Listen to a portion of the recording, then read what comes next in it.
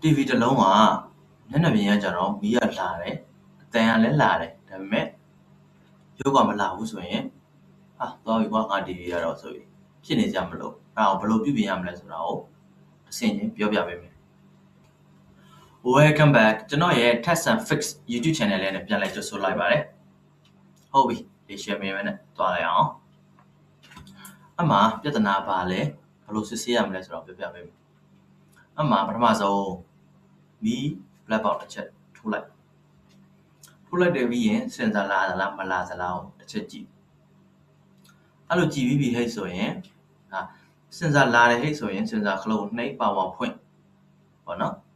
အခု TV မှာဆိုရင်ဒါပါဝါလာတယ်ပြောသလိုအတန်လည်းလာတယ်ဒါပေမဲ့ရုပ်ကလုံးဝမလာဘူးအဲ့တော့ရုပ်မလာတာကမာသာဘုတ်ကဖြစ်တာလားမှန်ရဖြစ်တာလားသိရမယ်အဲ့တော့ဘယ်လိုသိရမလဲဆိုတော့ကျွန်တော်ပြောသလိုမီထိုးပါဝါဖွင့်ပြီးတဲ့အချိန်မှာမှန်ရဲ့မျက်နှာပြင်လက်လေးနဲ့တားလေးတောက်ကြည့်လိုက်အခုဒီပါတောက်ပြထားတယ်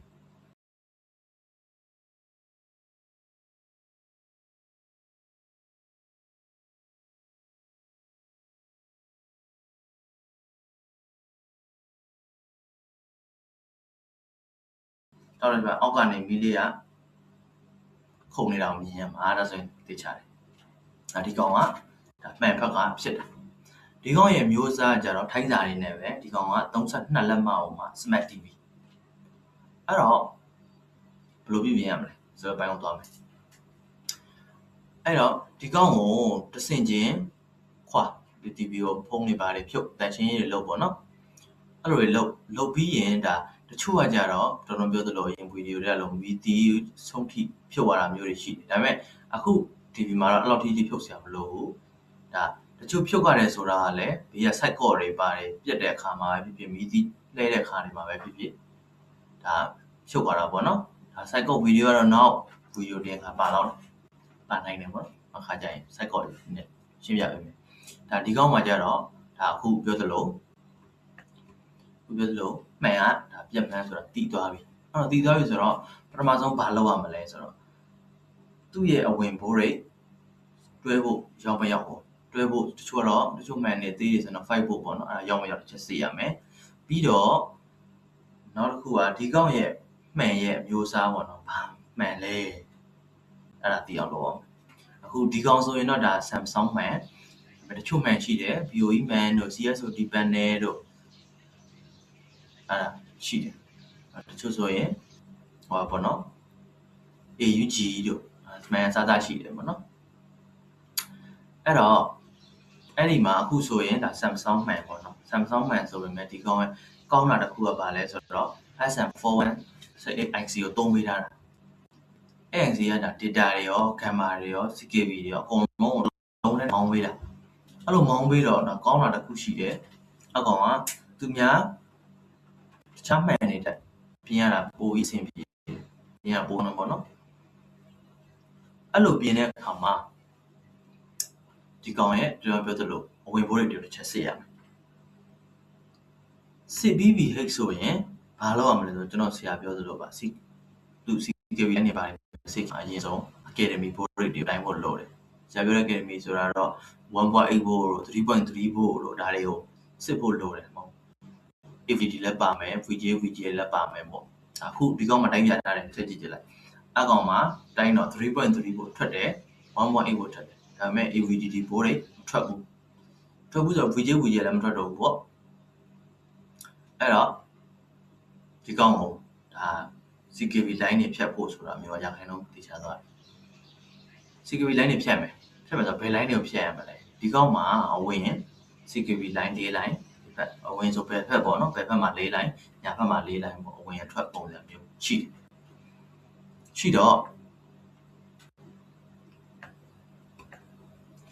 တော့ဒီကောင်တွေကတော့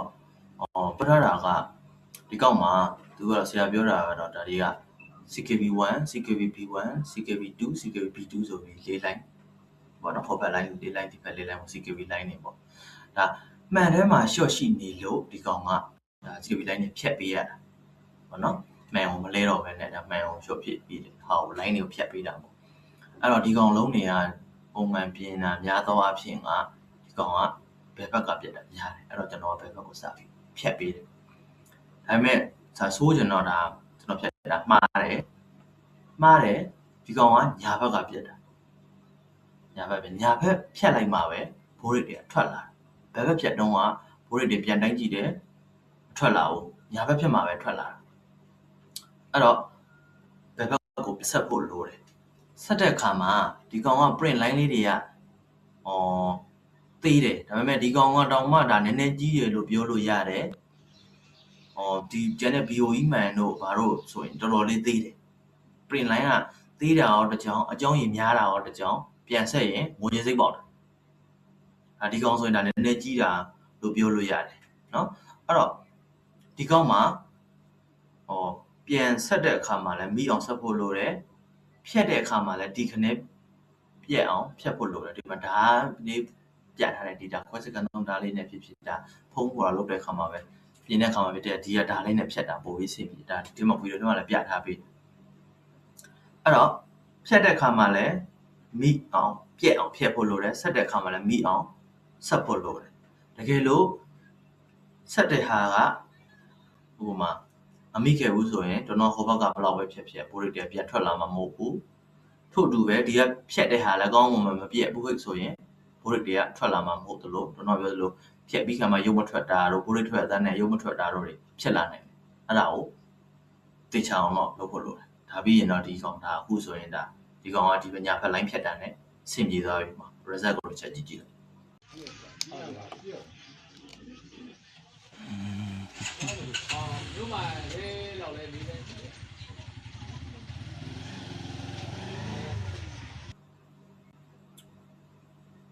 ဟုတ်ပြီကျွန်တော်ရဲ့ဒါ result ပေါ့နော်ကျွန်တော်ရဲ့ဒါဆိုရင်ဒီကောင်လေးကလုံးပြီးသွားပြီဆင်ပြေသွားပြီပေါ့နော်ဒါတကယ်လို့သိချင်တာဘာညာရှိတယ်ဟိတ်ဆိုရင်လည်းဒါအောက်မှာ comment section မှာမေးခဲ့ပါရေးခဲ့ပါကျွန်တော်ဖြေပေးမယ်တကယ်လို့ကျွန်တော်ရဲ့ channel လေးကို like and subscribe မလုပ်ရသေးဘူးဆိုရင်လည်း like and subscribe တစ်ချက်လောက်လုပ်ခဲ့ပေးပါအောင်တကယ်ပြီးတော့ဘေးကခေါင်းလောင်းလေးကိုကျွန်တော်နှိပ်ခဲ့ပေးအောင်ပြီး all channel လေးဖွင့်ထားရင်တော့ all လေးတော့ဖွင့်ထားရင်ပိုဆင်ပြေတယ်တင်းတဲ့ဗီဒီယိုလည်းသိရမယ်ဟုတ်ပြီနောက်ဗီဒီယိုကြရင်ပြန်လည်ဆုံတွေ့ပါမယ်